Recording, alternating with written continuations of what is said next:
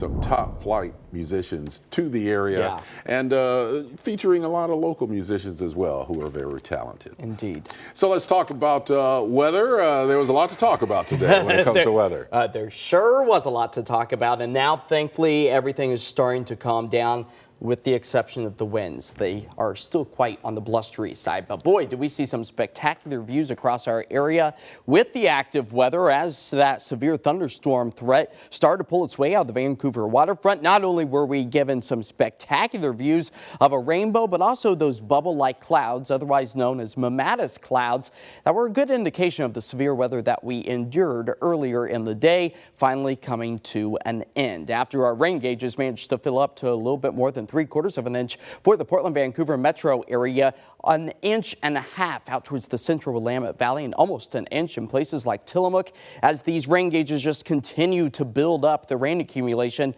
as the wet weather still remains. So these numbers come tomorrow morning will look a lot different, probably pushing close to about the 4-inch mark. And just to put it all into perspective, we were in a rain deficit for much of the month of February, now at a surplus. That number will also continue to grow as the past 3 days, thanks to this atmospheric river, have over doubled our rain accumulation so far this month, as the moisture is still widespread. Over the past several hours, still holding on to a few little lightning strikes out towards the Lincoln City area, but for the most part, that should come to an end as the heavy mountain snow gets underway once more. We'll give you a closer picture of the Portland-Vancouver area. Anywhere that you see those yellows, oranges, and reds, the best indication of the heaviest of the rain that we still anticipate to see tonight, as we take a live wet look out over downtown Portland on this very active weather Monday. 49 degrees is where we currently sit, but that 49 definitely feeling a little bit cooler out there because our sustained winds out of the south nearing 15 to 20 miles per hour. Just look at Meadows at 38-mile-per-hour wind speeds,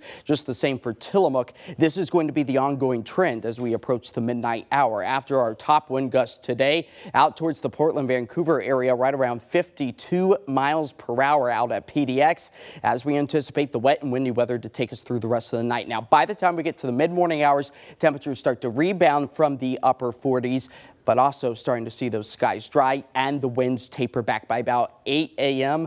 The wind gusts nearing just about 20 miles per hour, but we still have several more hours of the high wind warnings along the coast. 60-mile-per-hour gusts, wind advisories for the I-5 corridor, down trees. Additional power outages, still a growing concern. We're not out of the woods just yet because of these gusty winds. The saturated soil really kind of loosens up a lot of our root systems with some of our bigger trees, leading to more of those power outages. As our skies start to dry, the winds start to calm as we push our way into tomorrow afternoon and evening. A little bit more sunshine by tomorrow. A much different picture for us here across the Pacific Northwest, as we see much of the same as far as the dry skies go by the time we get to Wednesday. So additional rain on top of what we've already managed to pile up, close to about an additional 1/4 of an inch. Tonight, it's rainy, it's windy, temperatures only stabilizing in the mid-40s. Out along the coast tomorrow, low 50s for us. The I-5 corridor expecting to see those temperatures back up into the mid to upper 50s further to the south.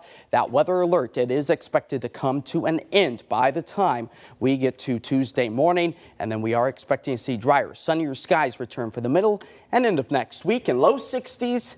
Hey, I think that will put a lot of smile on a lot of folks' faces because our next chance of rain isn't until Saturday. Oh, wow. In the 60s and sunshine. Bring it on. Yeah, we love so that. Nice. All right. Sounds good. Thank you, Josh. Well, Adam's here talking sports, and the Blazer game in Utah not only came down to the wire, it actually came down to the last shot. Yeah, it sure did. Far cry from what we saw just 48 hours earlier against